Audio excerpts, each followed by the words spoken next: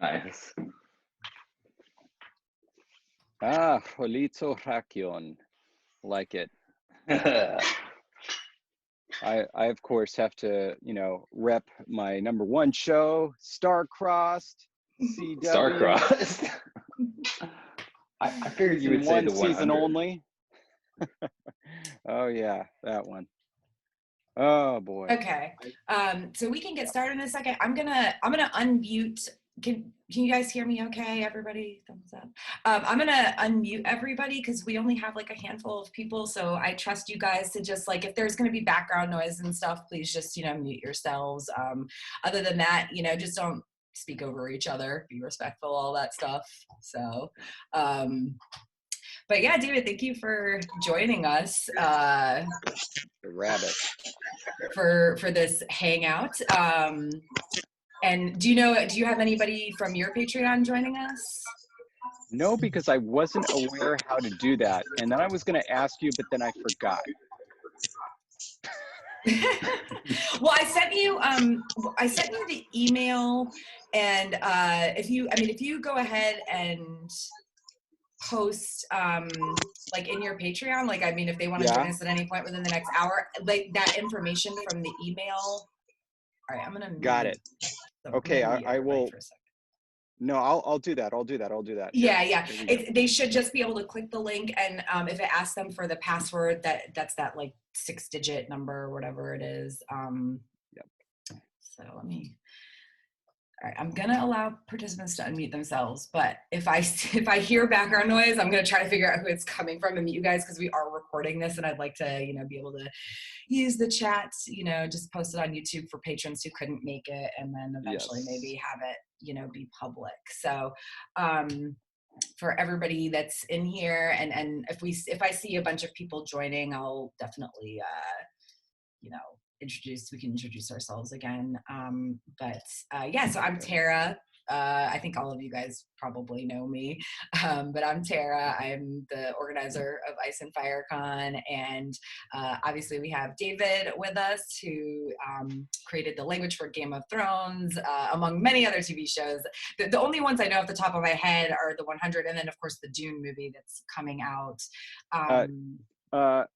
Star-Crossed. Hello. I'm sorry. I got to be honest. I don't know this one. It's probably my most popular show, Star-Crossed. Really? Oh yeah. It only needed one season. You know why? Because it did everything that a show needs to do in one season. That's how good it was. I'll be honest. I'm one of those people who thinks that a lot of TV shows go way longer than they should. There's that. If it did what it needed to do. I'm looking at you, Walking Dead. Oh yeah. Oh boy. But also with us, other than our patrons, we have Chloe, who is from Girls Gone Canon, and she's a member of the Ice and Fire Con Small Council, and then Zach from Game of Owns. And right now it looks like we just have 3 patrons with us, Isabel, Jonathan Eigen, and Jonathan Hagee, who are, I know, Isabel, I apologize, I'm not sure if I have met you in person, but I know the 2 Johns very well.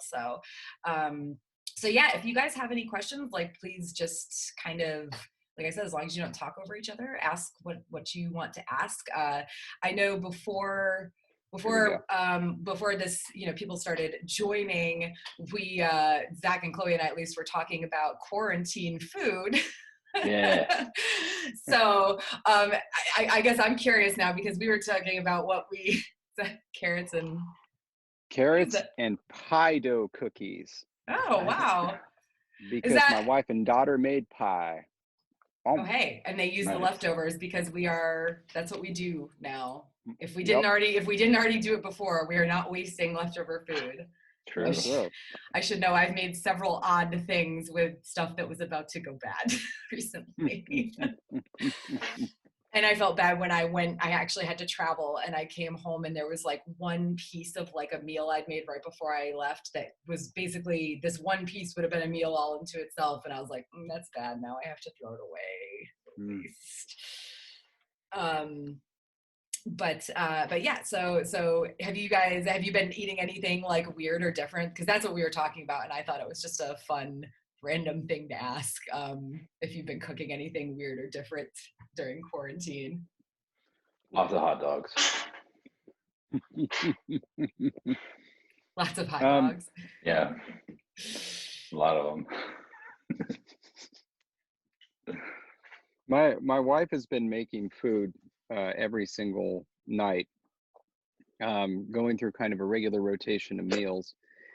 It's difficult getting my daughter on board, though.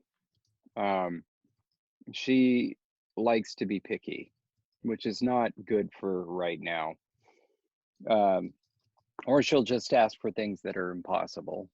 Like we just had, like Aaron got all the ingredients for poke bowls 2 days ago, and we did it, and it was great. And then like for lunch right now, she's like, I want poke. It's like, it's not how life works, kid. Not anymore.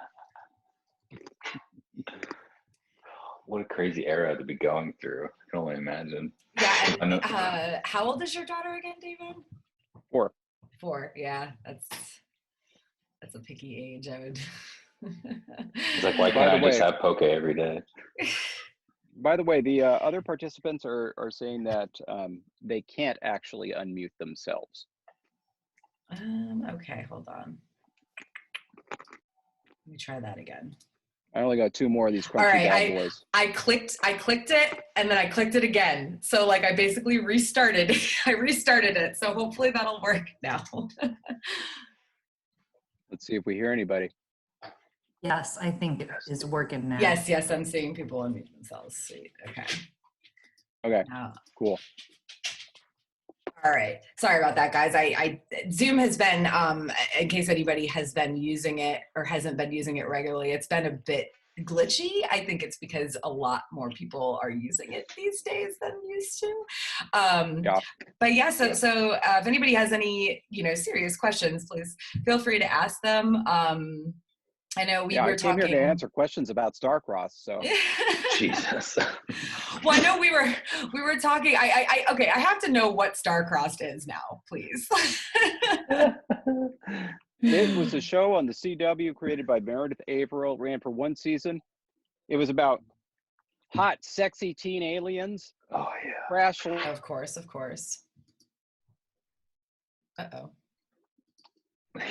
He got out the absolute worst part and the best part. Oh, there we go. They had tattoos on their faces. Was that part of the courting ritual, or did they just do that later? Yeah, no, like that was how you knew they were aliens. See, okay. They had splotches on their faces. That was it. Yeah. And they glowed when they went into water. Okay. The tattoos glowed. Anyway, so that's cool. It was your basic Romeo and Juliet thing. But one of the people that was in it was Jonathan Sheech, who you might know, or is it Sheik? I can't remember how it's pronounced. But he was the lead singer for the Wonders or the Oneaters. Yeah. Wow. So that was pretty cool. I met him, and I count that as a high point. Yeah, no, definitely. Yeah. Anyway, one of the people that was the co-showrunner of Starcrossed was named Adele Lynn, who you might know as the writer of Crazy Rich Asians. Oh, okay. This goes deep. Yeah. When was the show on? I don't know. 2014, 2015. I think it was 2015. Okay. No, it couldn't have been 2015 because that was when my daughter was born. I think it was 2013. This is one of your earlier projects? Yeah, it was the third project of mine. Anyway, it was kind of funny. The CW hated it from the get-go and wanted it to get canceled. It was debuting against the first season of The 100, as well as like the first season of The Originals and The Tomorrow People and Rain. And like only a certain number of shows were going to get pickups. And it was clear they didn't want Starcross to get picked up. By the last episode, they were cutting the budget so much that in the big Mardi Gras scene where there's a chase through the Mardi Gras, they didn't have enough budget to hire sufficient extras. So it kind of looks like a social distancing Mardi Gras. No. Wait. Was it New Orleans Mardi Gras? Yeah. Oh, okay. I'm sorry. If you cut out for a second earlier, so it might Sorry. have, if that's when you said Yeah. that it took place in New Orleans, I missed that. But wow. Yes. Okay. So now I really have to see this TV show. Yeah. Honestly, like. Yeah. It's like they're supposed to be pushing through the crowd, but they have to actually kind of try hard to hit people because they're so far apart. I mean, It's, I'm wondering if this is on any like streaming services. It's gotta Like, be. Where can you watch Starcrossed? Hey, I what have is no idea. what is it with your? Sorry if this question's not very targeted to what we're talking about, but what is it No with problem. you and Murder She Wrote? You know, what's up with that? Why do you like it so much? Because I have 2 ears connected to a heart. That's why. It's an amazing show. I grew up watching that with my mom. So. My grandma. My grandma. Yeah. Also, you have Angela Lansbury, who's a stone cold fox. Oh yeah, for sure. That's right. Nope. And you Can't know, see anything. they're delightful, pleasant mysteries. For fans of Star Trek, the last episode I saw had Odo. But even better than that, there was an episode that had the character who played there's some background noise now for whoever just joined. The character who played Q, all right? The character who played Q is a guest on one of the episodes of Murder, She Wrote, and he basically just plays the character of Q. It's almost like he took that episode, sent it to Star Trek, and said, "This is my audition. Please hire me." It's amazing. It honestly feels like Q, like playing a game where he's pretending to be human for some reason. You expect Picard to come in, at one point and say, "Come, stop this, Q. I will not play any more of your games." So what's better, TNG or Murder, She Wrote? Oh, I mean, of course, Star Trek: The Next Generation is better. Yeah, that's hard because that's like that's balancing genre TV against what I would consider like mainstream TV, which nowadays they're kind of one and the same, but back then not so much. Yeah, or maybe not one and the same, but on a better, like closer level. A lot of Murder, She Wrote ends up being around the quality of some of the early Star Trek: The Next Generation episodes that were not good. Like in the first couple of seasons where they were clearly playing with some of the old Star Trek tropes and they just didn't come off as well. Star Trek: The Next Generation, once you get to like season 3 or so on, it starts getting very high quality before it gets a little fan fiction-y, where it's like, what if they go into a dream world and Worf is with Troy? That's also some season 8 TNG as well. They go there around season 8 to like dip back into that. Yeah. The episode Troy gets cut like a cake. It like scarred me as a youth. I was like, oh, me too. Me too. Yeah, really? Oh my God. It was intense. And then and he puts the straw into what's his face's head? Was Riker's it Data's? head? Riker's? No, it was Riker's head. Oh. Jesus. Anyway, I honestly remember like next to nothing about TNG. Like I watched it when I was young, and I've not rewatched it. Quarantine is young. Dive back. Yeah, right. Like that's almost where it's I'm on at. Netflix. Because I'm running out. I'm by running the way, out so of. is Starcrossed, by the way. I checked. Starcrossed Yes. on Netflix too. Yes. There we go. So there's 2 shows for everyone to watch. We've already got so much TV time covered. At the same time on 2 different televisions. I think they will improve each other. Like and you play Animal Crossing on your Switch right in front of it. Yeah, that's my life. Pokemon. And David then take a photo of that. Animal Crossing. Everybody, David only plays Pokemon. That's Pokemon true. Go or Pokemon like the Eevee one or just general? Pokemon Go, yes, but also Pokemon Sword and Shield. We have Pokemon Shield that my daughter and I have been playing. She really enjoys it. She also enjoys playing Cat Quest, which is a good one, and also things like Mario Party and Mario Kart. She's getting there. Anyway, but there was something very important that somebody said about Starcrossed. Oh no, it was Animal Crossing. That was it. No interest at all. absolutely zero interest in Animal Crossing. And everything that people have been posting about it makes me less interested. So I don't know. Doesn't grab me. Honestly, that was how I was. I was like, I like from the start, I was like, what is this nonsense?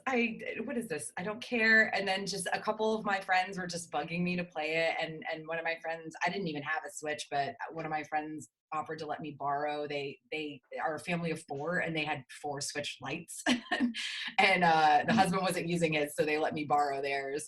And I was like, okay, fine, I'm gonna do this. And to be honest, like with me, it's a lot of, it helps a lot with like anxiety right now.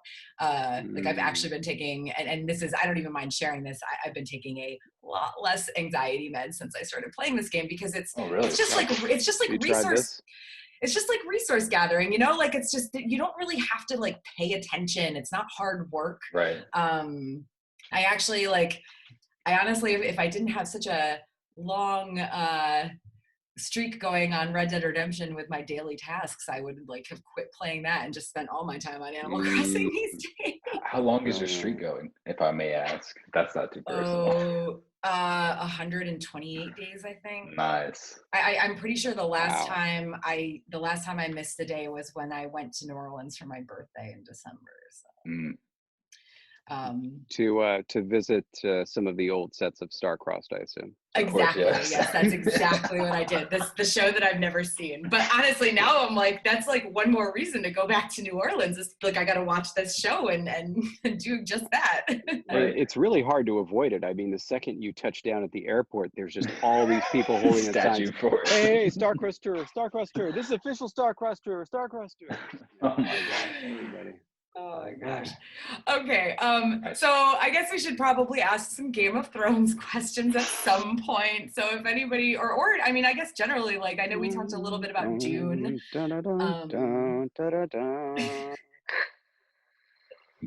Yeah, I know. There's like I feel it's crazy that Game of Thrones has been over for almost a year now. Right? It was midnight. But it still lives in our heart. I would like a show of hands of who is actually rewatching Game of Thrones during the during this like quarantine thing, because I have not heard a single friend, even the ones who love Game of Thrones, say they were rewatching it, which is I had to, if you remember, unfortunately, rewatch season 8 in its full for a recent Ice and Fire Con event that may or may not have been hosted by by me. And I'm sure Zach can understand having a partner that he lives with that also was on that event, but yeah, she was hungover the next day in a big way. I was hungover for 3 days. That was hard. So maybe don't watch season 8 within 4 days is what I'm trying to tell you. It's not healthy.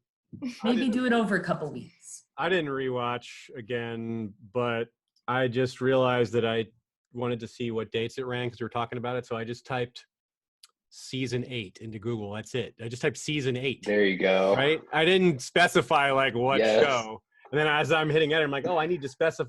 No, I don't. No. It just showed me only Game of Thrones season 8 stuff. Well, I mean, that's absolutely partially your search history. Oh, definitely. You know? Definitely. Sure. But it was still like, oh, I could have just typed 8 maybe. And just So when did it finish? Because 10 days from now. Yeah, I was gonna say it had to be soon, because I mean, Ice and FireCon last year was about 2 weeks ago. So I'm guilty of rewatching a few successive few episodes. I was gonna say it's too bad because season 8 of The Simpsons is, I think, one of the strongest seasons of The Simpsons. Definitely. I'm a big fan of season 8 of The Simpsons. I was a little bit disappointed that The 100 didn't get a season 8, just because it's so easy to work on. It's like free money for me. But there was a guarantee that there wasn't going to be a season 8 of The 100 because I think all of the main actors were locked into like, I don't know, maybe after their first contract extension, it ran through season 7. So it meant if you were going to do a season 8, all of the contracts would need to be renegotiated, and that was just not going to happen. So 7 years seems to be like the ideal point for contracts for the studios, from what I understand from my one friend who actually helps run shows. That's where they have the sweet spot of profit to enough for syndication or streaming Well, now. you know, what Netflix's sweet spot is, and this is their official. They've done it with algorithms. It's 2 seasons.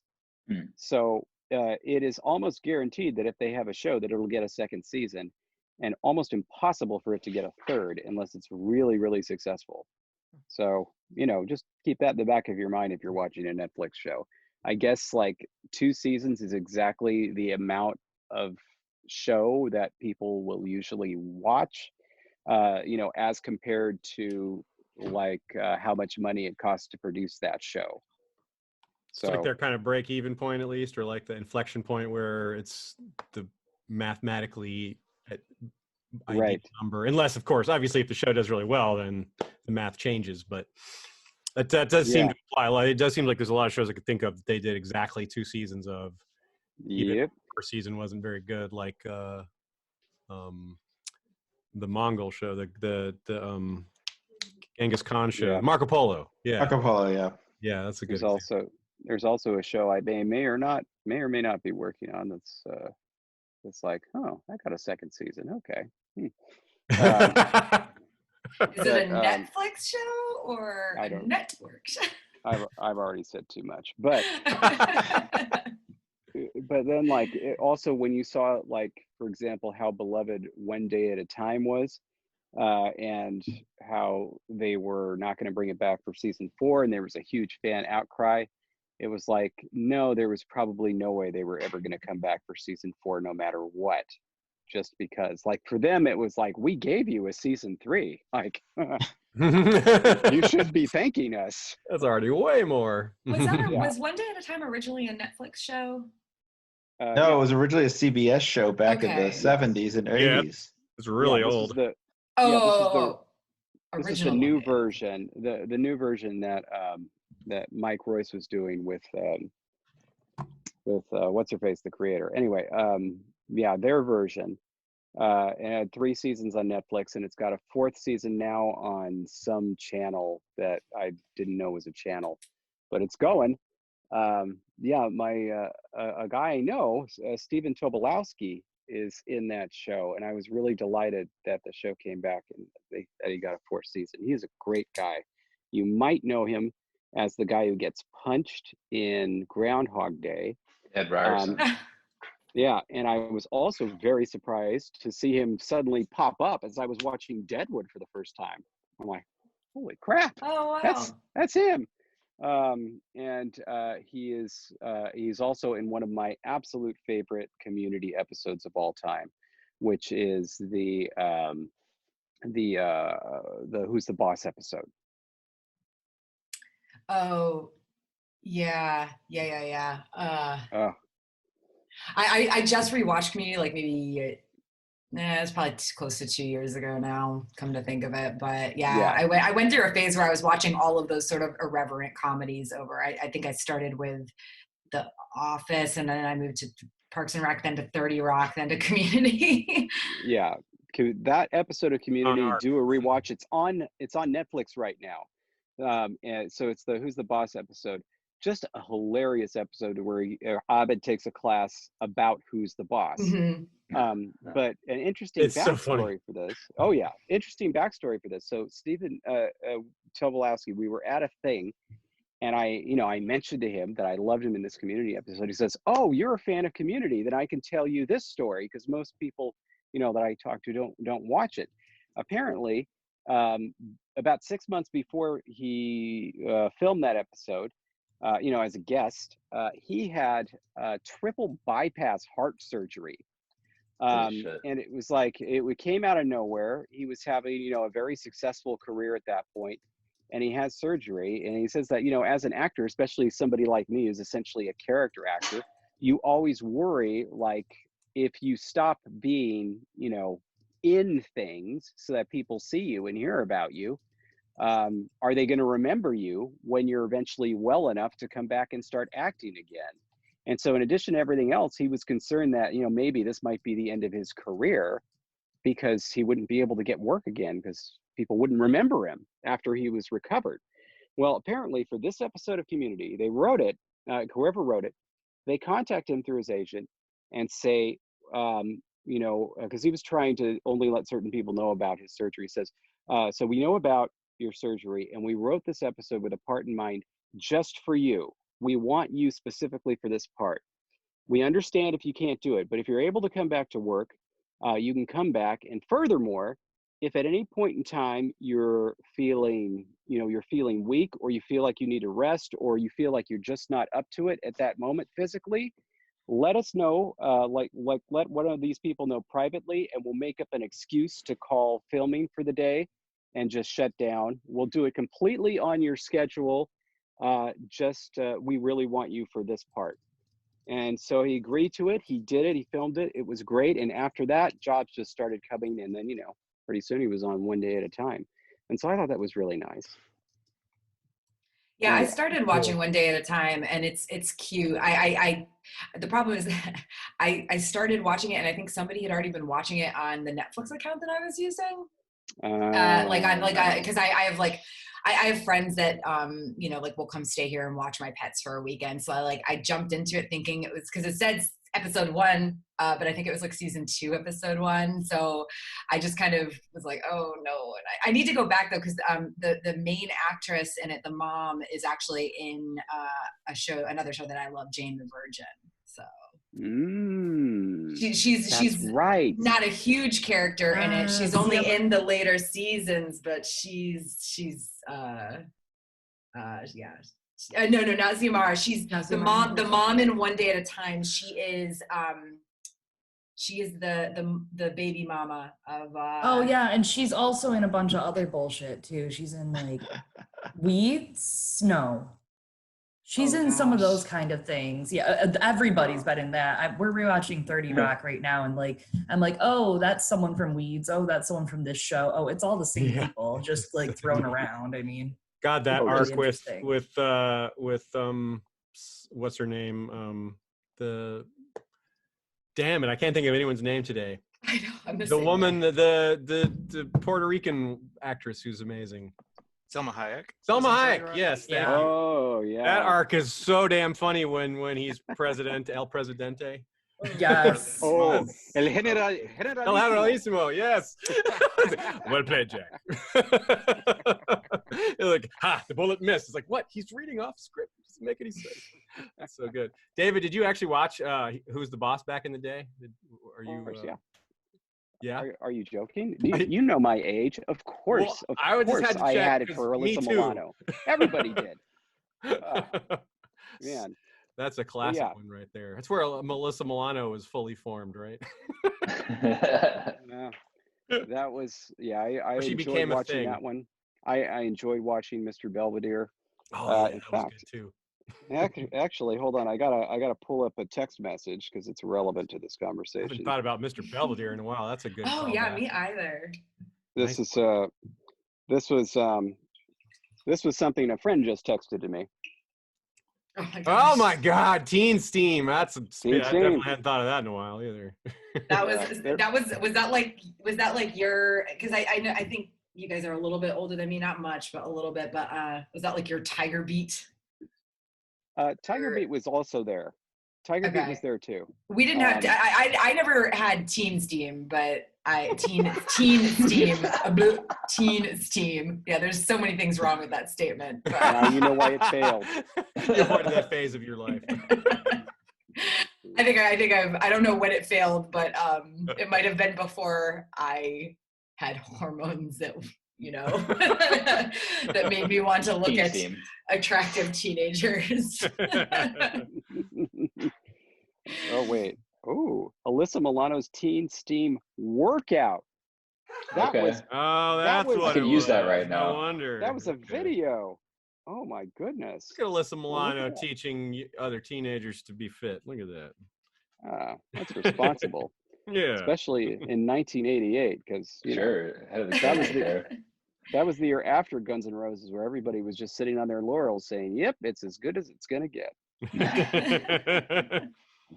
So speaking of Guns N' Roses, I don't know, some of you saw that Axl Rose tweet where he tweeted with Steve Munition, but I didn't want to talk about the actual exchange so much as I just wanted to point out that he stayed on brand in that tweet where anytime he used the word "and," he actually wrote "N apostrophe." Oh yeah. Because He does that all the time. That's funny. That's also, funny. Axl Rose turned out to be pretty cool, so I'm glad about that. Yeah. Whereas Dave Mustaine, Sammy Hagar, not so much. No, Dave Mustaine is a weird gentleman with his born again Christianity and his. I heard a story about him. My friend Evelyn, who was a pro poker player, she played Guitar Hero on stage with him. Like they did an event, they invited him to it, and Mustaine was like, "This is so fucking stupid. It's good fake guitar bullshit." It's like she said he was just complaining the whole time. That's actually pretty on brand for him, though. I could see him doing that going all the way back to the 80s. Anyway, so what? Game of Thrones or something? Oh yeah. Want me to play some Scroff language? Remember Lady? Oh, Jesus, man. Rough. Block him, ban him, report him, get him out of here, show him the red card. He's actually Zoom bombing. That is considered. I appreciate you saying that it was rough. Jesus. whoa. Okay. Rough. I don't know about some of the people that are in this this chat right now, but I think quite a few of us love a really bad pun. So there we go. Or dad by the way, joke. Is this a spoiler-free zone? Should I not have spoiled that one? Poor lady. You didn't say what happened, but I think we get the idea now. Definitely a few people still are making their way through season 1, so yeah. I mean, honestly, with the quarantine happening, maybe there are people watching it for the first time. Be. But that said, yeah, Padma Lakshmi just tweeted, "How could they kill Jon Snow?" So you're right, there are. Serious? like 3 hours ago, she tweeted that. It was like people retweeting it. I don't follow her. Just like Game of Thrones fans are very amused by this. Nice. I mean, well, to be honest, we at Ice and Fire Con, like we have the warning like in our Facebook group, and I'm pretty sure somewhere on our website. And I think we also usually say it like in our announcements at the beginning of the weekend. We are an all spoiler convention.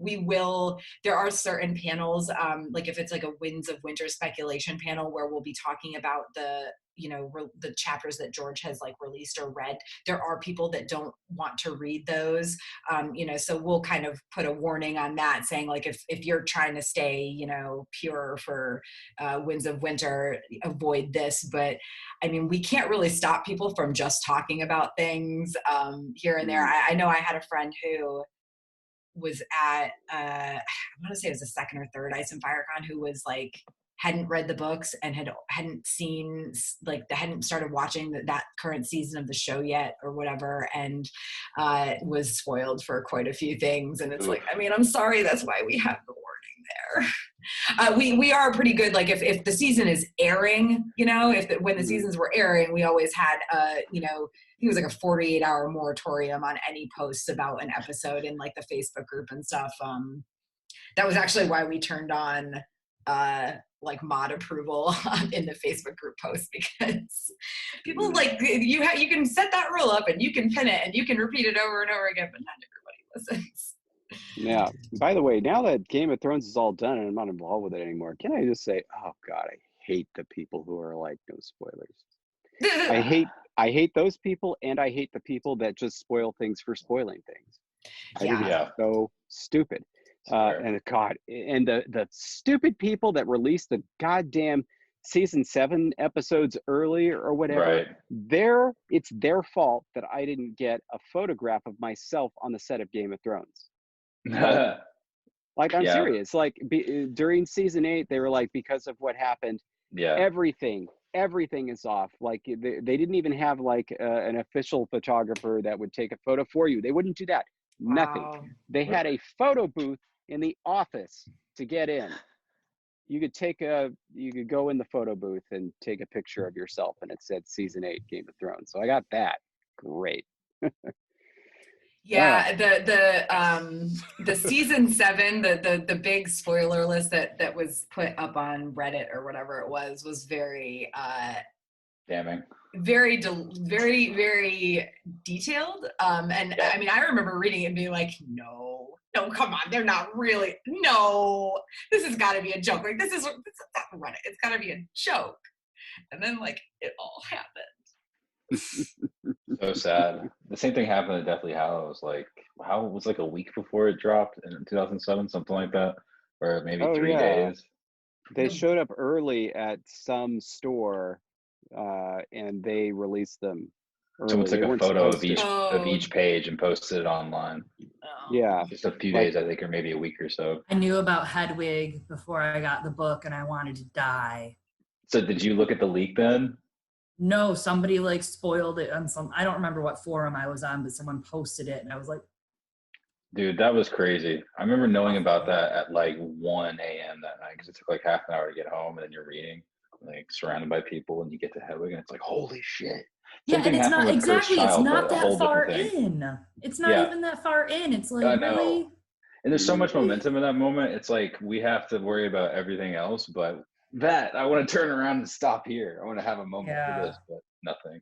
Nothing. I think the moral of the story is spoiler, no spoiling. Yeah, pretty much. I know there's a YouTube video that went. Oh, sorry. No, you go for it. I was just gonna talk about spoilers. Oh, I was just gonna say there's a YouTube video that went viral after the 6th book was released of some guy just like running by and screaming Snape kills Dumbledore. One of my friends was in that line, and she was like, I think that was the closest to murder I've ever been. Oh my God. I mean, my friend was spoiled for Kylo Ren killing Han Solo literally hours before he went to see the movie in a fantasy football subreddit. Like he was in a fantasy football subreddit, and people were just spamming random subreddits with like Kylo Ren kills Han Solo, and it's like we had that in season 7. We had a live stream where you can mute people, so it's hard for them to spoil it, but someone joined the stream with the name Viserion Dies. I remember that. Oh no. Yeah, that sucked. That's the most angry I've ever been on a live stream.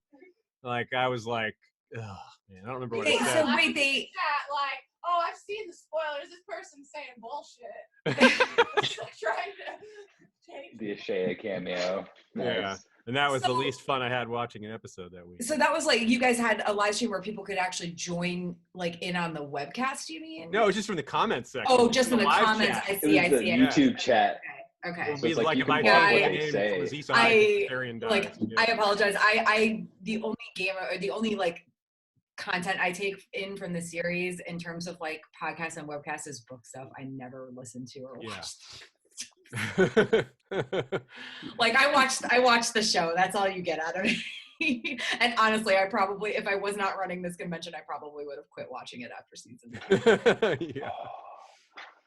A lot of people have done that. Yeah.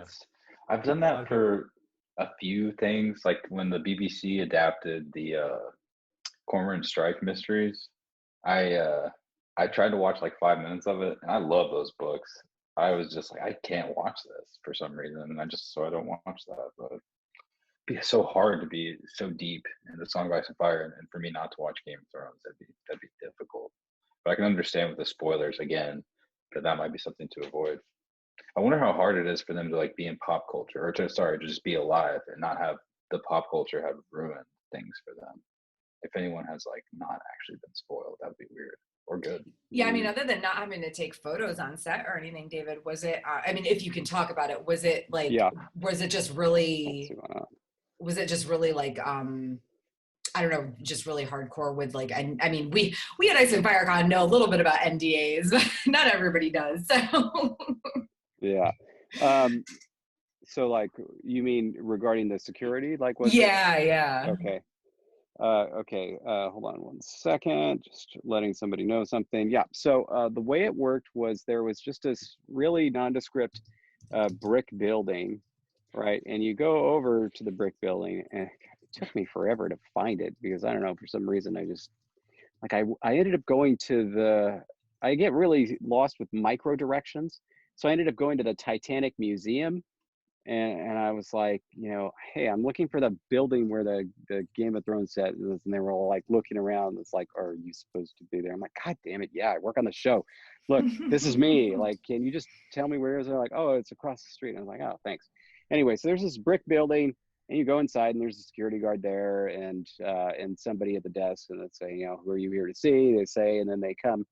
And then as you go back, right, I mean, there's a whole like industrial area that is the set.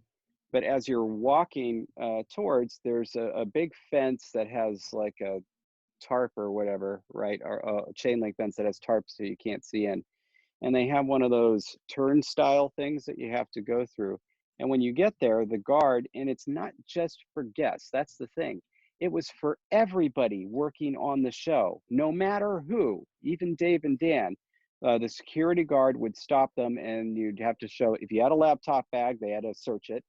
But if you had anything like a laptop or a smartphone, they had pre-prepared stickers that they put over your camera phone, all the cameras on the phone, and all the cameras on the laptops if you were bringing in a laptop.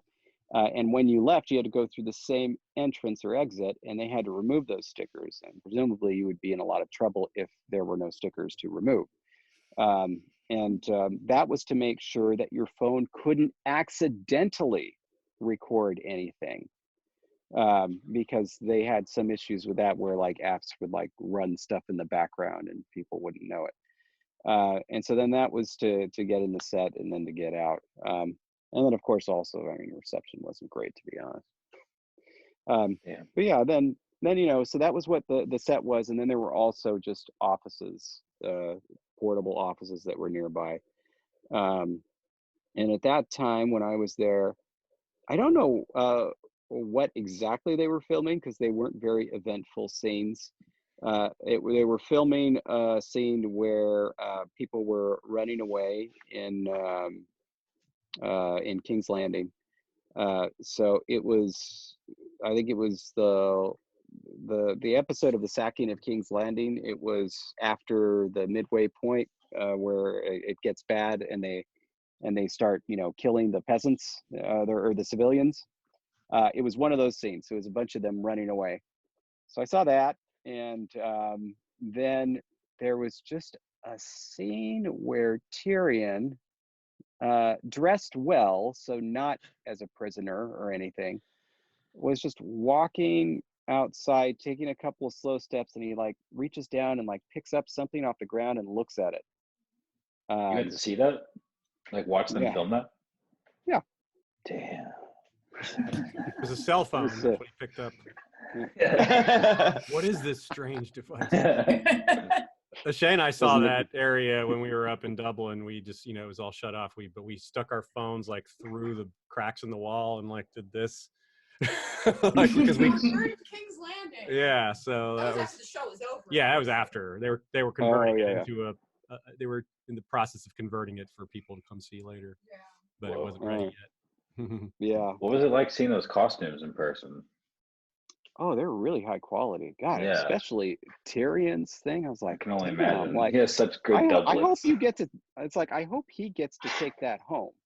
You know what I mean? Yeah, he has to. Yeah, that'd be.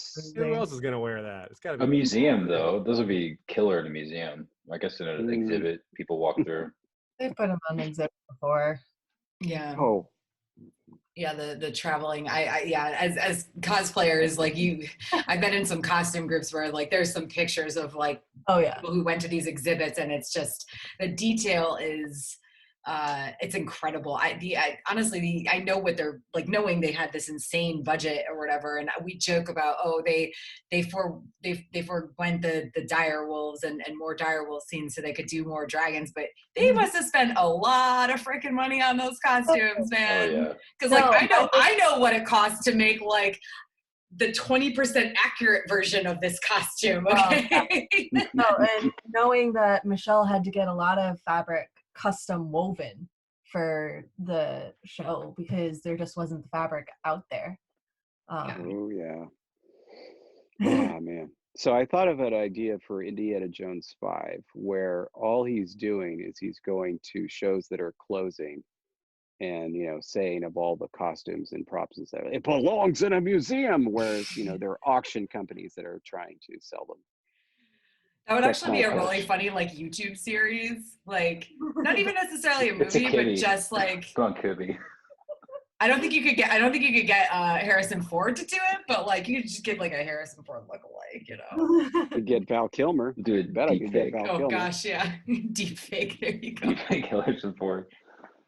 Who knows? I mean, some crazy stuff has been made now that I never thought would be made. You never know. Give it a few years, Harrison Ford might just do it. That'd be strange. Here was my friend and I's deep fake idea. We just want to throw this out there. Since you can do these deep fakes so well, and since Jimmy Stewart has such an imitatable accent, Yes. my idea is, why not just have Jimmy Stewart as an actor still? Just he could be in stuff. I would love to see him be in stuff. I pitched him as the villain in Fast and Furious 9. Keep Helen Mirren. Just have it. So you're opposite. telling me some punk kid from a ghetto in Los Angeles is standing in the way of my multi-billion-dollar acquisition? You and just do he's the just voice. got a car? Anyway, so oh man, this is what I'm saying. There are a lot of people can do a really spot on one. And I think it would just be charming to still see Jimmy Stewart doing stuff. Why not? Those are crazy days that we're entering when we can start just deep faking all the actors. Yeah, I mean, and there's also so many is this it's legal, but is it right? I know that right. I think that not deep fake obviously, but there was a lot of questions around how they were going to do Carrie stuff in the last Star Wars movie. Oh yeah. Because they and I mean in the end it was awkward and weird, but it's they did what they could with what they had without kind of tarnishing her legacy too much, So, but yeah, so oh, I don't know. Does anybody have any questions you guys want to ask? Anything specific or whatever? I don't know. I have a question, Tara, if it's okay. Yeah. Yes, of course. Go ahead, John. So when you start with your languages, do you start with a written language or do you sound it out in your mind first? I mean, I guess, do you try to think about how it will sound before you write it or after you write? I guess it's. Here, let me show you some. You gonna give me? Can you give me permission to share the screen here? You should, if you go to the bottom of your screen, there should be a share screen button with the little up. Do I have to give you permission for it? Or? Well, we'll see. Well, I'll tell you. Yes, no. Yeah, it says one participant can share at a time, so you should be able to. Yeah. All right. There you go. Just know that we will all see your screen. So. Yeah. That's all right. My deep fakes. My social security number is hidden behind the window, so it's fine. It's weird that we all have to put that on our desktop. I don't know why we have to do that. Yeah. All right, so here we go. All right, can you see what the rock is cooking? Here, I'm gonna. So hopefully you can see everything. This is Dothraki here. Mm-hmm. The Dothraki language, and this is what we started out with right here. So when you have a spoken language, and because there's different types of languages, of course. A language could be entirely written, a language could be signed, it could be anything. But if you have a spoken language, the theory, at least amongst linguists, is that the primary version is the spoken form. Anything written is always subordinate. And so what you're designing is the spoken language. And certainly for something like Dothraki, that canonically is not written down, but only a spoken language. When you're designing a spoken language, every single language that exists has a certain subset of the possible sounds that a human being can make. Because a human being can make tons of sounds with their body, a smaller number of sounds with their vocal apparatus, and then a smaller number of those sounds are actually used in languages. And then you get a subset of those sounds that are used in human language that actually mean anything in a given language. So like in English, for example, we don't have this sound right here. This is spelled with a Q in Dothraki. Dothraki, it's kla, and it can distinguish from, any other sound in Dothraki. So, like, I don't know, what's an example? Kana could be a word in Dothraki, and kana could be a word in Dothraki. That couldn't happen in English, even though it's possible for a human being to make that distinction very easily. And so what I do is I start off with the sound system, set it up, and then move on from there. In terms of how to write it, like, again, there's no writing system for Dothraki, but in terms of writing it down for the actors, I always try to write it in as simple a fashion as possible so that it is maximally pronounceable. In the case of Dothraki and Valyrian, this included minimal adjustments from what George R.R. Martin had already done. Very minimal, to the type of thing where it's like I changed out a hard C for a K for consistency. And I changed JH to ZH because JH just didn't make any sense in any universe. Or like changed out a QU for a KW, where it's obviously the same sound. It's just spelled different for consistency. On other shows I've worked on, for example, The Witcher, the writing system that the author used was so incomprehensible that I had to completely abandon it. But in the case of The Witcher, though, it was supposed to have its own writing system. So I used his weird spellings for the writing system that's used on the sets and stuff. But for the actors, it's 100% consistent so that you can always look at it and tell how it's pronounced, because why would you do anything else? It doesn't make sense to do anything else. So anyway, does that make sense? Also, can you see this? Is it big enough? Oh, yes, it's absolutely clear. Cool. All right. It's totally uvular, dude. Anyway, so then this is the rest of the document that explains how to pronounce all the various things, and then the grammar, bunch of stuff. Just explains the grammar of Dothraki and relative clauses, WH questions, potential names. I came with a whole bunch of names. Oh, wow. Wow. I like. Oh my God! Wait, go back. Dogo, doggo. Yeah. Yes. Oh, why did we have Caldago? Dude, Caldago. I'm gonna start calling my dog Caldago. Doggo, the great grass and sea. Just figured out my costume for Cleveland. Caldago. Yeah, there you go. Caldago. Did they use any of those names? I don't know. Let's see. I saw a couple familiar ones in there. Like maybe. I think this there's one. a Zorro. Oh, the masked call. Of course. Of course, could be a Zorro. Yeah. I think that they used a couple of these in like season 5 or 6 when the Dothraki came back. Speaking of cosplay idea. call Zorro. I call upon you all. That is great. Oh, wow. Ooh, evidently I made a word for somebody named Janet. It's the same as a Karen. Let's see. Oh man. All right. So I hear Janet and I just immediately go to Rocky Horror Picture Shows. I just thought of The Good Place, so Yeah, same. I was Good Place in it. I was like, Janet can appear here. Yeah. She can cross. we can make Janet be a Dothraki. Oh my God, it'd be She ridiculous. totally would be. Oh man, if The Good so Place many had already ideas. come out, I would have made that the word for cactus. Anybody? What's so good for cactus? I would have made Janet the word for cactus. That would have been That would have been amazing. perfect.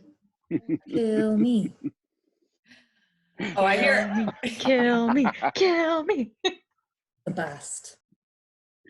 I don't know. I hear Chloe, so I feel like Call Janet needs to happen at Ice and Fire Con this year. Oh my God, I'll that's a see good what idea. I can do. Actually, not a Cal. Yeah. No way. Not a Khaleesi either. Not a Cal. Not a Khaleesi either. My wife did a Janet costume for Halloween. Oh, Nice.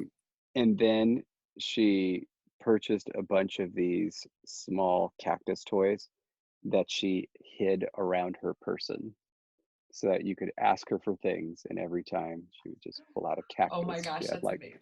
She had like 9 of them. And I thought it was fantastic. Of course, nobody around here were going, trick-or-treating, knew what the hell it was. They couldn't appreciate it, but I did. And I put it on the internet, and somebody from the show liked it. I forget who it was. I think it was Andrew Brower's husband in Brooklyn Nine-Nine. Oh yeah, Mark David. Yeah. Mark Evan Jackson. Yeah. Thank you. I can't top that, but I do have a giant banner. My entryway is actually a little room of its own. I mean, it's small, it's like 4 foot by 6 feet or something. But when you walk in my front door, like as soon as my front door opens, on the wall right in front of you is a giant white banner taking up a good third of the wall probably, that says "Welcome, everything is fine." It's it's the thing from The Good Place.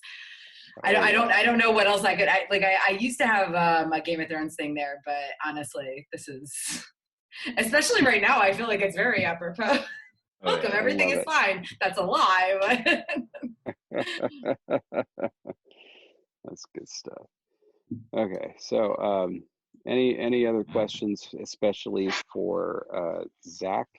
I know a lot of people have been talking about, your dog and where is he? Should I get him? I was gonna, before I get him, how's your swimming pool have water in it? Because I know you're in quarantine, but you got a swimming pool, right? How's that going? Oh yeah. Oh man. Yeah, and we upgraded our pool guy, so things are going real nice now. So what's that like? So someone comes in and checks the pH for you and everything? Oh yeah. Okay. All the other letters too. We had inherited a pool guy who then I think retired and sold the business to somebody else without asking us. And then they were terrible, they were inconsistent, and then at a certain point they just stopped coming. Oh geez. Was it like one of those things where you're paying sort of a subscription fee and they're supposed to be coming? Yeah. Yep. You're supposed to be coming to take care of your pool, and they're just not. Is that a kitty? Is that a kitty behind you? Yes, Aziz has a lot of cats. I had a dog here a minute ago, but I don't know where. Well, I got one right here, rubbing on my chin right now. Is behind you a dog then? Is that a dog? Oh, that's a dog. Yes, that's one of my 3 dogs. Where's the cat? Right here on my screen. Yeah, rubbing on my chin. Which one is that one, Aziz? I can never remember. Casanova. Oh, it's only perfect for. I'm actually shocked that neither of my cats have come to visit me, especially my female one. Usually she's all over the place when I'm doing these things. So she's lazing on the bed. It's very cold. I don't know where everybody else is necessarily. Well, I mean, I know Aziz, where you are, but it's cold on the East Coast right now. I mean, it was 46 degrees when I walked my dogs this morning. I saw some snow today when I went outside. What? Yeah, my friends from New York were saying it was snowing. That's me right now. Yeah. 73. You have 73 now, but it was. Get out of here. He's like, I'm gonna go get my pool after this. Right, I was actually in California last weekend, and against my own better judgment, along with everybody else's. What the hell? You don't want your disease. Get out of here. Yeah. Oh no! I had been completely quarantined for nearly 2 months before I traveled anywhere, and honestly, I will say traveling is really weird right now. You fly? Some of the 2 of the 5. Oh, look at this doggy. He 2 has of the opinion. 5 flights were full, which is just shocking and bad. Whoa. But they require everybody to wear masks. I don't know. I wouldn't have done it. It was a little bit necessary. But yeah, I came out there. I didn't go anywhere while I was out there, and now I'm home. And other than having to take my dog to the vet this morning, in which case they came out and got him from the car. I didn't go in or anything. It was very much, it's very stressful. The whole travel situation was very stressful, and I'm just kind of like hoping I don't get sick. No kidding. That would scare me to death. Yeah, especially after being, as an immunocompromised person, being like locked in my house for close to 2 months. Yeah. But That was a really good pup there, by the way. he's very Zach. lovely. That was for you, man. I know. I really And appreciate it.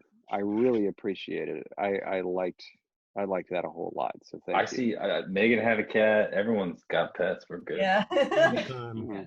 Anyone else try to like scroll? I'll have one in spirit. Down. I'm like, what's Yeah. the- Who else has the animals? Well, unfortunately, the door is closed here, so the cats can't get in. It's not closed against the cats. It's closed for sound because my daughter is napping. But at least you can take a look at little Roman. Oh, He's a very sweet boy. I literally took a picture of my cat like right before this thing started because she was sleeping very adorably on my bed. Oh wait, there's the camera. That way, there you go. There you go. Oh, is that Sweet the cat photo. behind you? No, that's she's. Oh wait, was that a cat? No, there's an. Oh, yes, there is a cat. Ducky. Yeah. Hi. You never know. Kitty. Yeah, no. In my house, it's really a toss up. I used to have 3 cats and 2 dogs. Now I have 3 dogs and 2 cats. And I mean, this is like a recent switch. I've been fostering for a while. I did have 3 dogs and 3 cats. I foster dogs, so they were coming and going for a bit, but then I ended up keeping one of them, and now it's 3 permanent dogs is a bit. Oh, there we go. A bit much. But here, yes, there is a cat here now. He's very fat. I don't know. I can't tilt my computer enough to see him. What's the kitty's name? This is Ducky. Hi, Ducky. He's very large and in charge, this boy. Looking good, though. He's a Still. good cat. Honestly, he's old. He's like, he's 15 probably. Whoa. Yeah, so he just gets to be fat and happy. Oh, bud.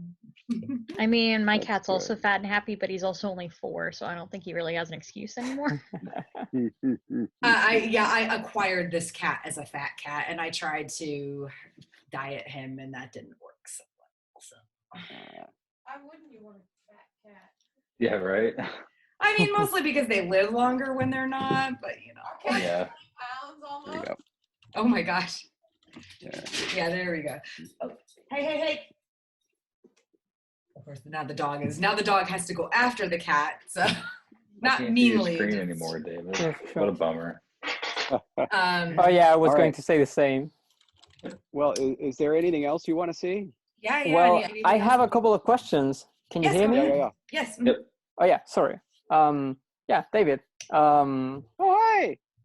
This Hey. is somebody from my Patreon. Yeah, Oh, that was Well, pretty. That was a pretty interesting thing, though. But yeah. Yeah, buenas tardes. How's it going? Hey, how's your Spanish? Un poquito. Más o menos, except that I don't know what the word for fluent is. Pero sí, si quieres hablar en español, más o menos yo puedo comprender. It's alright. Okay. I'm taking English teaching as a foreign language in university, so it's alright. Really? Oh, wow. Yeah. I mean, Wow. this university system here doesn't work exactly the same as it does in the US. So I don't really have like majors and minors, but I mean, yeah, it's basically like a major in education and a minor in English. So yeah. Yeah, and I see that you have learned British English. Actually, I started with the non-rhotic accents back like in 2012, which is when I first learned English. It was because back then I struggled with the coda R for American English, and then I just like was more biased towards British and Australian for that reason. But yeah, I mean, It's today the worst feature of American English by far. Today I can actually pronounce the coda R, but I've settled on these accents, so There's I love nothing it. I can do. No, it's very good. Anyway, so what's up? Okay. How's it going? So since you guys were on the topic of names for the Thraki, I had a Yes. question. Sure. So well, I knew about you because of conlanging. I've been doing it for like about 7 years now. Nice. I had questions regarding how do you come up with realistic looking names in general, and especially the ones in the Thraki like grabbed my attention, because I know that like one common source for names is like just natural occurring things or like concepts. So you know, you always have names like moon, sun, star, river, or for colors and things like that. But some of them have like more obscure etymologies, and sometimes they like come from like prior stages of languages and they get preserved for some reason, even though sometimes they get like doublets on the mother language as well. But how does that happen usually? Do you have any? Well, first I should say, you know, at least phonologically or morphologically, the names of Dothraki aren't super interesting. I just copied what George R. R. Martin had set out, where literally every single male name ended in O and every single female name ended in I. And so, but you know, I had to fit with that, and so I just extended that. In terms of what the root could be, though, I figured a good source for Dothraki names, of course, you know, be qualities, you know, good qualities that you want your children to have, because ultimately that's where names come from. But also physical, geographical features, so different types of plants, different types of trees, or even like like mountain or things like that. But then also animals, you know, animals that have characteristics that you hope that your child will emulate. And usually that's the way I think about it when I come up with etymologies for names. What would parents in this culture think would be something nice or good that they would like their child to embody, if it's at that stage? Now, at the stage for something like English, like most people don't think about what names mean anymore, like unless you're Elon Musk. It's really just about the sound of it. You know, it's like the sound of it has to be good, and then evidently you can just make up how it's spelled now. I don't know why.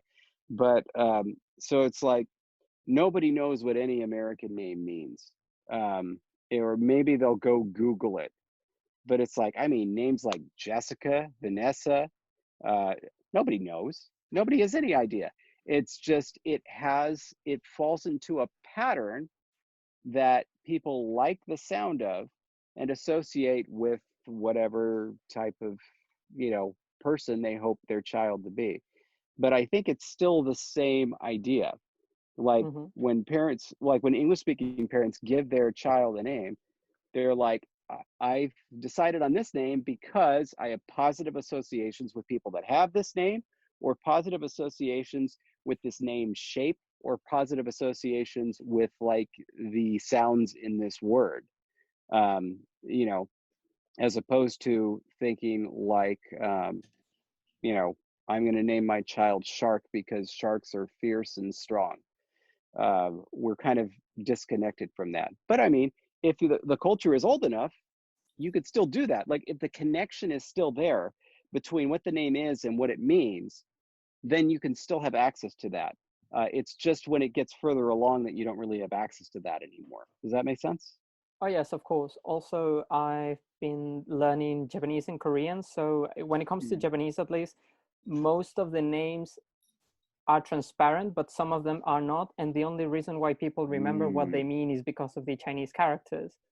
But in that case, though, does the relationship that the people have with the sound of it, is that the kind of thing that produces this split eventually between like, oh, I know what this word means and I'm choosing the word because I know what it means, and oh yeah, this sounds nice. I have no idea what it means, but I like it. It's like, well, I think the situation in Japan is a little bit more difficult because, yeah, a lot of the names are still transparent. A lot of the names will still be obvious. There's just kind of a chunk that essentially came from Chinese where you can only guess at it if you know the kanji, right?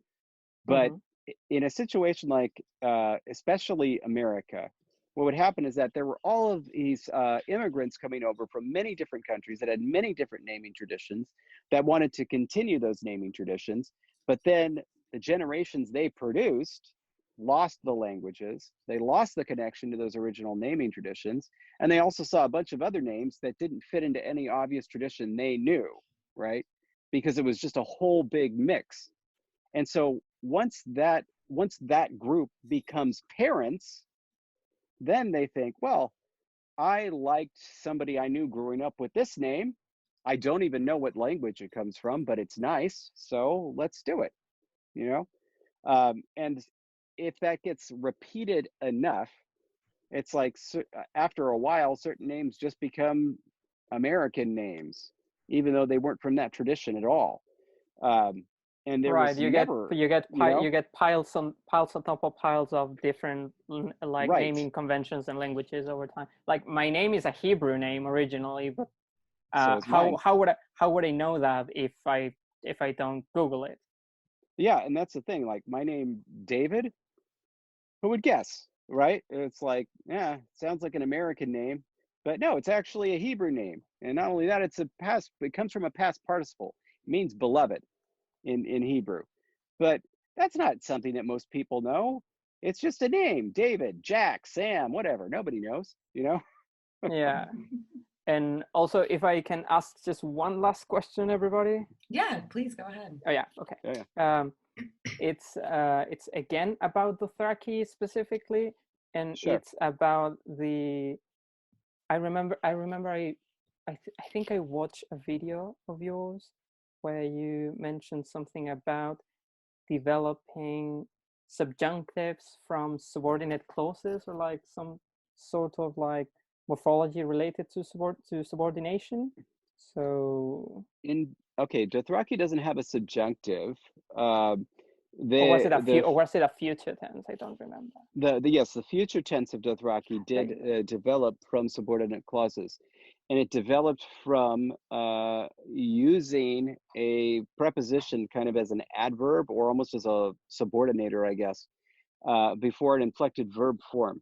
So what would happen is that in the older form of Dothraki, if you wanted to say you did this in order to do that, you would say something like, what's a good example? It was something like, Anka Dothrak, Anka Dothra, I rode via Sachan to the city, how, which is a preposition meaning for, and then Tihak, Yera, I rode to the city to see you. And what it is I rode to the city for I see you. And so that's how that construction worked. And then what happened is the how tihak thing that was just like a preposition / adverb, it just cliticized and became a prefix on the verb, which was still inflected, right? It was still inflected as a present tense verb. And so now you have this special verb form that only exists in subordinate clauses. And what often happens with verb forms like that is speakers will find a use outside of the subordinate clause to use it in matrix clauses. And in this case, the reinterpretation was that since something that happens in order for something else to happen, since that thing happens later, yeah, it needs to happen pull in the it future. Out. Yes, you can use it as a matrix clause future tense verb form, and that's how the Dothraki future tense was formed. Oh, okay. Yeah, that's interesting. It's really yeah, interesting. I had a lot of fun with that.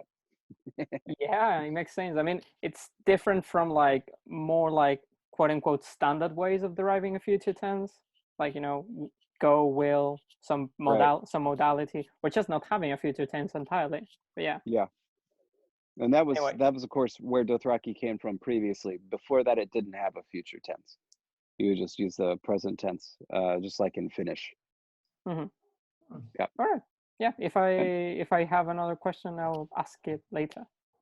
Sure, Yeah, but also nice to meet you in person. Yeah. Sure. Yeah. Same.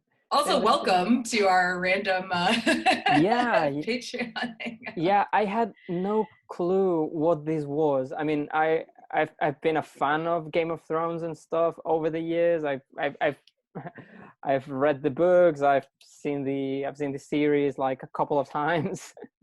I was thinking about watching it all over again during the quarantine, but I've been also like slightly overwhelmed by online classes at university. So so even though I have to stay at home, it's not like I'm free or anything. It's probably the same for most of you guys.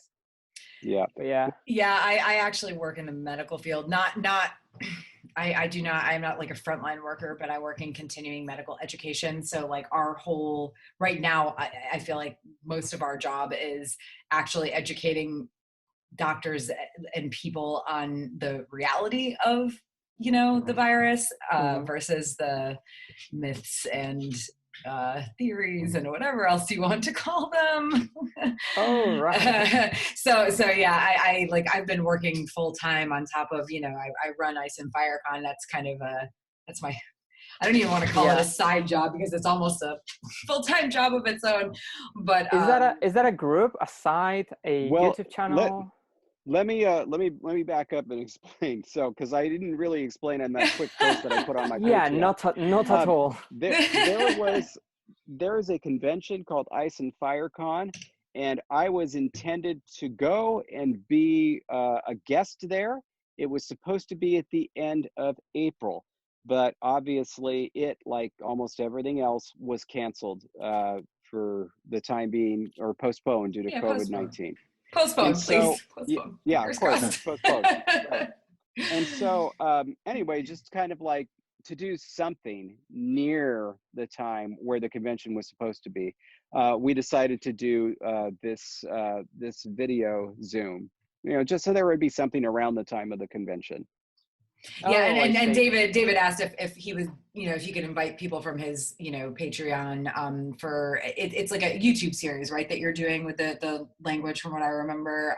Yes. I apologize with having to actually travel and everything. I haven't had time to like look into it, but yeah, he'd asked if he could invite, his patrons as well, and I said yes. I mean, I'm actually, I mean, we've kind of let everybody know about this a couple of weeks ago. I'm surprised more people weren't able to join, but yeah, like we're a Game of Thrones convention, obviously. Song of Ice and Fire Game of Thrones convention, obviously. So, like David said, we had a bunch of like virtual content. The weekend the convention was actually supposed to happen, which was 2 weekends ago. But I'll be honest, like between being kind of a lot overwhelmed with my day job, I didn't plan as much, stuff with David for that weekend as I wanted to. So I thought it would be fun to do like something like this, which I think, because honestly, Ice and FireCon is very much all about we're very laid back. We're very like kind of, people on people sort of thing. So yeah, I thought it would be fun to do something like this. Unfortunately, we're a little bit too big. If we invited everybody who was supposed to come to the convention to a Zoom meeting, it would have been a little bit overwhelming. Not everybody would have been able to join. So we just did it for our patrons for now. And we're gonna, I am recording this, but I am gonna also, edit it a little bit, to make sure that there's not anything that shouldn't be. No worries. And also, there weren't a lot of people asking questions. It was mainly just us bullshitting. So it's cool to do questions. No, seriously. I mean, it's cool to do questions, but also I like that we are able to just bullshit a little bit. And I'm not like I like how I say bullshit, like I'm like quieting myself down as if I don't swear like a sailor, like in front of people at Ice and Fire. I am a professional, you guys. Yeah, thank you so much, Star, and also thank you, David. I actually joined because I had some spare time and because I felt guilty about not being able to be on the streamings, because nowadays because of a change in schedule, I have to do my Japanese lessons just at the same time you and Jesse are streaming. I'm so sorry about that. That's a bummer. Well, anyway, it's definitely good to see you. Yeah, you had some great questions. Thank you for joining. Before, like, we're almost at 7:30, and I know a couple of us actually have another stream that we're doing after this. I don't know. There's not that many people in here, but we are. There's going to be a game of Quiplash. So if anybody wants to join in that, Aziz, or is Aziz still here? No, he's not on the screen right now. I think it's on the sorry, History of Westeros YouTube. But yeah, it's going to be a live game of Quiplash. So if you look up History of Westeros on YouTube or Facebook, and also we posted about it on our Ice and Firecon channel. So at Ice and Firecon on Twitter and Instagram and whatnot, and our Facebook as well. But does anybody else have any questions before we wrap this up? You all good? David, do you have anything else you want to say before we go? You can ask something of Caldago too. I was gonna say, let's see. Come here, kitty. Oh. I have another cat. Kitten.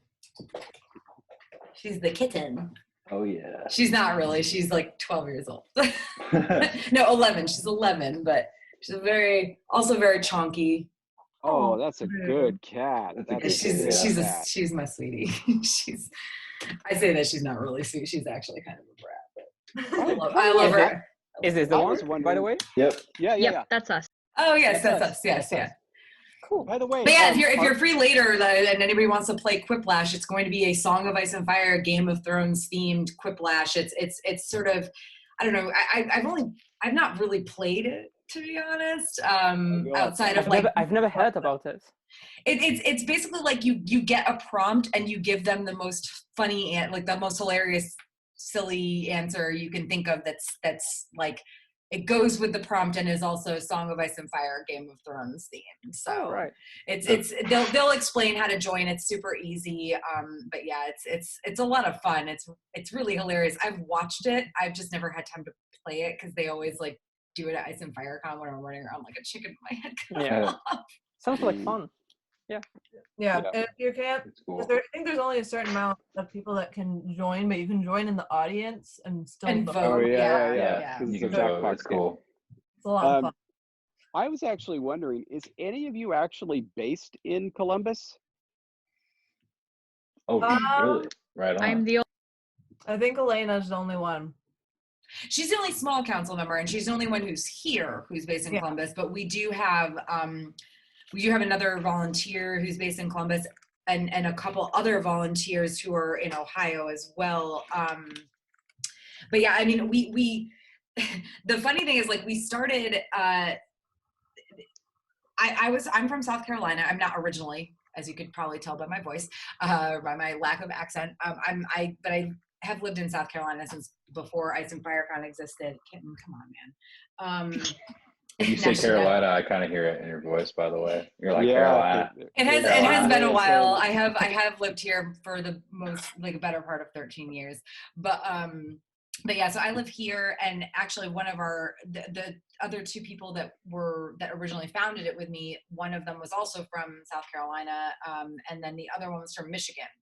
So we were looking, when we started the convention, we were looking for a place we could have it that was, I mean, halfway is drivable for all of us, basically. And we also wanted somewhere that was like a really cool location.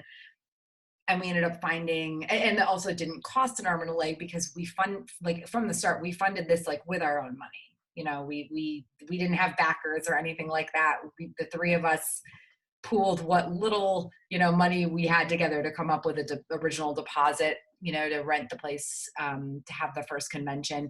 So we had it at Ravenwood Castle, which is in it's in New Plymouth, Ohio. It's in the Hocking Hills. It's honestly, we outgrew it after our second year.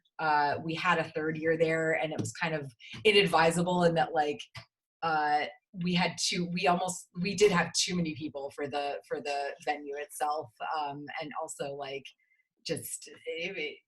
it was still an amazing time, but we had outgrown it already. But if you've never heard of it or been, definitely look up if you're from the US and you're looking for a kind of just different place to go. It's like, I know the owners still, they're really great people. It's a really cool, I mean, it is a castle. Like, you ever want to do a photo shoot for a Game of Thrones style photo shoot, it's a great place to have one.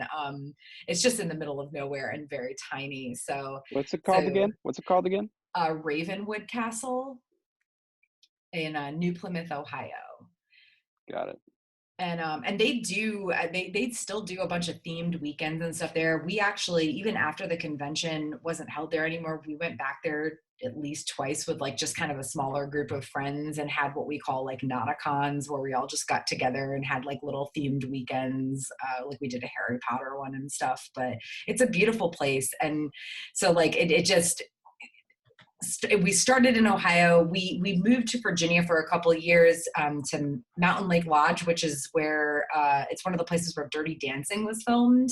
And it's also a beautiful location, but really, like, the one good thing about Ravenwood is that as middle of nowhere as it was located, it was still only like an hour from the Columbus airport. And it was accessible in ways, like, because Columbus, it's not a big airport, but it's big enough. And unfortunately, Mountain Lake is the closest major airport. And I'm like, I think the closest airport was Roanoke, Virginia. And I'm talking like people who are coming from major airports like Orlando or whatever, the flights would have been $600. I mean, they were so expensive. And even that was still 45 minutes from the location. So we had it there for 2 years. It was a wonderful, like, beautiful location, great food.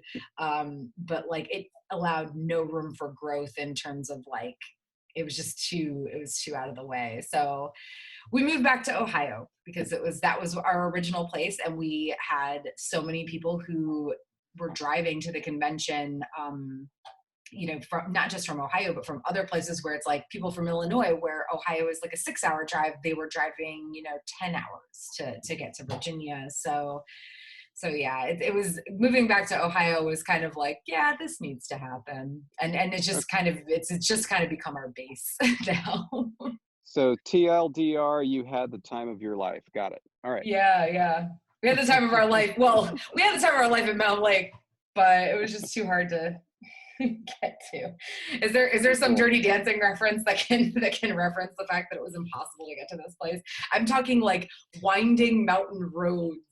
I mean, you couldn't drive them at night, honestly. Yeah. Even in the daytime, I think, because that was my first year, fog rolled in just as we were heading up, and it was, I mean, the sun was still up, but it was just, you couldn't see 10 feet in front of you. Yeah. And they are narrow, winding mountain roads. Like, every corner you're turning, you're like, am I going to hit a deer? I don't know. Like, going off the mountain, you didn't have your foot on the gas at all. You just had one foot on the brake because it was just down the mountain. Nice. So I'll throw this in here as my last tidbit. Because I don't really know what to do, and I don't know if there's a statute of limitations on this. But for the Game of Thrones prequel that I was working on, I of course created an Andal language for the Andals, and then had to rename and then beef up my Children of the Forest language. They made me rename it. George R. R. Martin didn't like my name. He didn't like Gerna Moshe, so it changed to Gerna Moore. Wow. Oh, really? Okay. Quote the Raven, Gerna Moore. Anyway, so I created, the Andal language for it, and something that I was doing on my own YouTube channel is I would record myself working on episodes of shows or movies, and talking through what I was doing, and then I'd post them after the episode airs. I have one of these with me working on my translation for the Andal language and the recording of it. And I don't know what I'm supposed to do with that now. Do you have permission to share it? Well, no, and that's the thing. The show is never going to air. I mean, it was never recorded. Or no, the show was.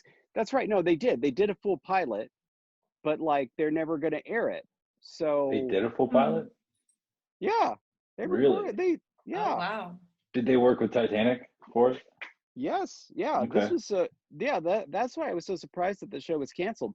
They did an internal pilot, just like they did That was for like the Game of plan, Thrones. right? Like with the spirals at the end of season 8 to extend the lore with this new thing. Yeah. And so they did the internal pilot, and unlike with Game of Thrones, where HBO said, you know, make these changes and we'll go forward, evidently they just said no, we're not going to do a series anymore, and we're going to shut down Paint Hall and all that. So so anyway, the episode is never going to air, but obviously HBO is still doing stuff with the Game of Thrones property. So it's like, I don't know when I can put that up, like if they would care or not.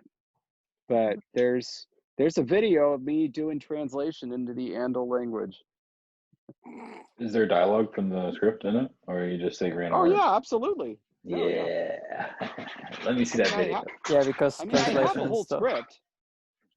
That's interesting. I mean, honestly, the only thing I could say is like check your contract. Like I would assume that there's I mean, look, the contract says I'm never allowed to share anything in the history of the entire universe, or I'll be flayed alive and, you know, fed to lady's ghost. Anyway, And you're so good. yeah, but the question is like, you know, there's a point at which they don't care. Like, you know what I just saw yesterday? John Avildsen recorded an entire version of the Karate Kid with a handheld camera before he actually filmed the Karate Kid with the real actors. He just put it on YouTube. It's there. Same sets? No, what? not all the same sets. The same exterior sets, not the same interior sets. The interior sets were all a stage, but the same exterior sets. Yes. Wow. The quality is like terrible. And like like with that apartment building, like there were still cars driving by and everything. I think people were still living there at the time. It's just on YouTube right now. It's an hour and 50 minutes. You can watch the whole movie. Anyway, so it's like, yeah, I'm sure that he was not allowed to share that, but at a certain point, nobody cares, right? So I'm wondering, when is the point where nobody's going to care about this? Specifically, nobody who could sue me. Well, yeah, I think it would still probably be a very long. I think it would. How long has it been since Karate Kid came out? At least give it that long. Oh yeah. Oh man. That is true. How long? It depends on how secure you are in your life, sir. You know, just throw it out there, see what happens, or plan for your future and your daughter and the rest of your life. Okay. Well, yeah. Oh, that's Hey, David. right. Yes. Do you have a reference grammar for the Old Tongue? Because I remember there was like something that you did with it. This is what I did with it. So the Giants language is, of course, it's like a bastardized version of the Old Tongue. And so what I took that to mean was that every single word comes from the Old Tongue, but it's been, you know, scrapped down, so to speak. So I do have protoforms for the Old Tongue, but not necessarily a grammar. It was made to be very flexible on the off chance that I would be asked to create the Old Tongue. And of course, for this prequel that I ended up working on, they decided that the Old Tongue was going to be English and the Andals were going to speak the foreign language, even though it was kind of like the reverse in the show where the Andal language was English. So yeah, I never had the opportunity to create the Old Tongue. I suppose I may yet, or somebody else may down the line. So I didn't want to constrain them too much. But the protoforms, at least for the nouns and stuff and the verbs, they're there. But their canonicity, I guess, is questionable. Right. Yeah, for sure. Yeah. Yep. Oh, look at that kitty. Who's that kitty? Who's that kitty? Oh, that's Stuart. He's a very good cat. Yes, this is Stuart. He loves people. Excellent. Oh, baby. Everyone's very showing needy. off their cats, and mine are gone somewhere. I'm actually shocked mine are inside because it's cold to me, but it's actually nice outside to them, I'm sure. But I don't know, maybe it's cold to them, I guess, or they're lazy and fat and old. It's probably the latter. That's like all right. warm weather. Yeah. Well, I mean, yeah. Thank you so much for joining us. And like I said, we did record this. I promise, like, kind of edit down some things, make sure that we're not, not too much personal stuff, whatever, anything anybody should saying. But yeah, thank you guys so much for joining us, and